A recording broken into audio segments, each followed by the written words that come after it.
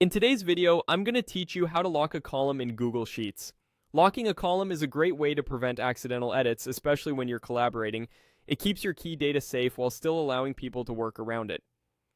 Let's walk through the exact flow you'll use inside Google Sheets. First, open the Google Sheet you want to work on. Make sure you're on the correct tab. Now select the column you want to protect by clicking its letter at the top. When the entire column is highlighted, you know you've got the right selection.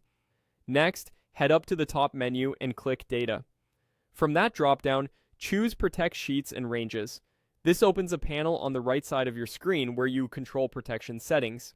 In the sidebar, you'll see a range field. Because you highlighted the column first, the column reference should already be filled in for you, something like AA or CC. If you see that, great. That confirms you're protecting the correct column.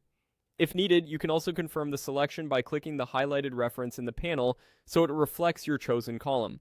Now click Set Permissions. A dialog appears with options that determine what happens when someone tries to edit that range.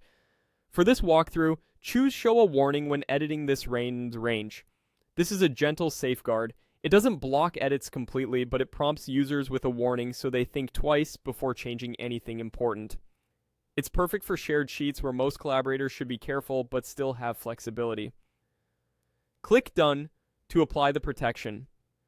You'll notice the protected range listed in the panel and a subtle indicator on your sheet. At this point, click back into your sheet and you're all set.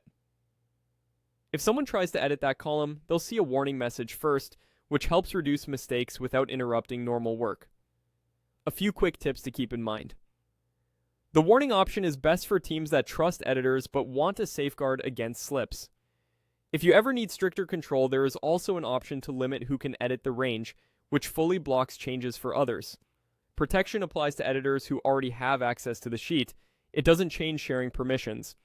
And if you rename columns or reorganize your sheet later, revisit the Protected Ranges panel to make sure the correct column is still covered. That's it. Your column is now protected with a warning, keeping your data safer while your team stays productive.